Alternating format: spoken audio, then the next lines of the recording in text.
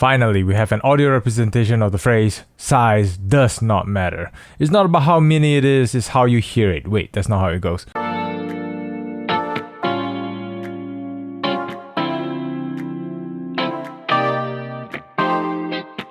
Hello and thank you for clicking on this video. I'll be sharing my experience of the Fatfreq Maestro Mini.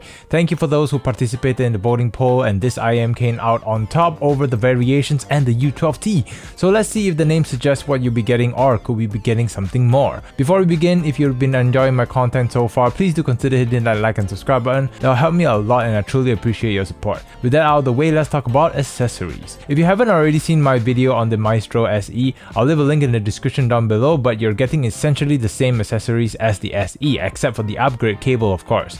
So you get this big case, which they are calling the Fat Box, and it stays true to its name, and inside you have interchangeable ear tips, cleaning tool, the moisture absorbing beads, and fancy earplugs. So if you're talking about value in terms of accessories, then I guess you could say you're getting more value from the Mini purchase, since you're getting the same accessories as you would if you purchased the Maestro SE, which is almost 4 times the price. For the cable, this is the stock cable that it comes with, and it would have been the stock cable that the Maestro SE comes with, but I'm not sure if they changed that already. But essentially the stock cable that the Mini comes with is just okay. Personally, I just switched this out with the Let's Sure Chimera upgrade cable, and I'm good with this as it looks and feels a lot better than the stock cable. For the design of the IEMs, you have Fatfreq written in gold across this beautiful blue pattern background on one plate and the logo on the other. And it looks so good that they use the same design concept on their higher priced Maestro SE. I do have one issue, is that the nozzle there doesn't have any filters, and you can see the driver sticking right into your ear with a gap next to it. So it is a little concerning since it's so exposed, especially with dirt and all that,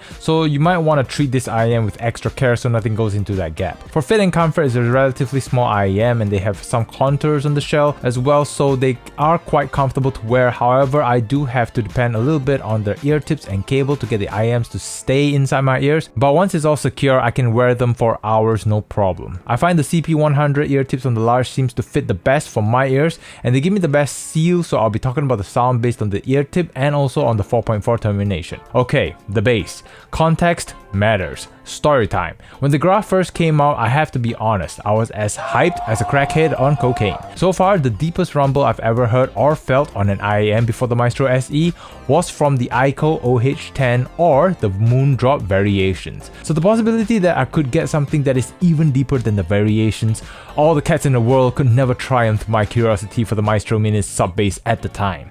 I wanted to know what it was like to experience that kind of gigantuan sub bass. So if you have the same expectations as me, hoping to get next world sub bass from the variations, air-sucking, breathtaking, soul-reaching, heart-ripping sub bass, you're going to be as disappointed as I am. However, it is still a very deep sub bass. The growl, the rumble, it will still take your breath away, it will still tickle your eardrums, but I personally felt that it is about the same level of sub bass with the variations, if not only a touch deeper. It's almost too difficult to differentiate between the two, so curb your expectations. The mid bass is weighty, full, and impactful. Combined together with the sub bass, everything you want for a solid bass experience, you're getting it with the Maestro Mini.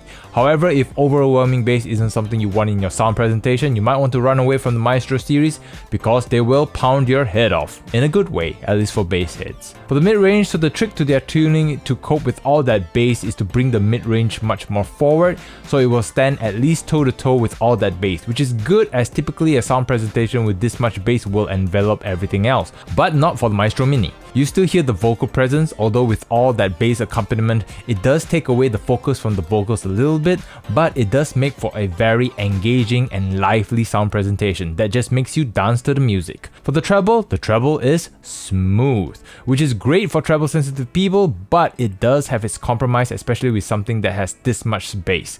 There's not enough air or treble to cut through that bass, and while the more forward presentation helps with bringing some of the details forward, however, the details are not as distinct as it could be. Trumpets doesn't sound as airy or open as they could be. The vocals, while sounding fuller and weightier, is missing that sharpness to it, that clarity. I personally hope it had a little bit more treble just to help with pushing the details through all that bass. For imaging and soundstage resolution, as I already mentioned earlier in the treble section, it is unfortunate that this is not the most detailed IAM, especially at this price point, and it's probably because of how much bass there is and how much treble there isn't. There's a lot of details for the bass, but cymbal strikes, snare drums, they sometimes get enveloped by the bass. The more forward sound presentation also presents a more intimate experience. For power, on my Hi-Fiman EF400, I get to about 9 to 10 o'clock on the volume dial, and I get to about 60% volume on my phone with my FIO KA2 hooked up to it, because 4.4 termination, baby. So to sum it all up, for its respective price point, is it an IM with the deeper sub bass? That's debatable. It is, however, a perfect introduction to what the Maestro SE sounds like. And I'll be making another video comparing the Maestro Mini to the SE and the variations, but for what the Maestro Mini is, it is a very engaging and lively sounding IAM with a lot of bass to satisfy every bass hit, and while it does not envelop the sound presentation as a whole, it is still not the most resolving IAM, especially at this price point. So that's definitely something to consider before you purchase this IAM. If you're all about the bass, here you go. I'm curious to know what your thoughts are in the comment section down below. Is this the best bass sounding IAM at this price point?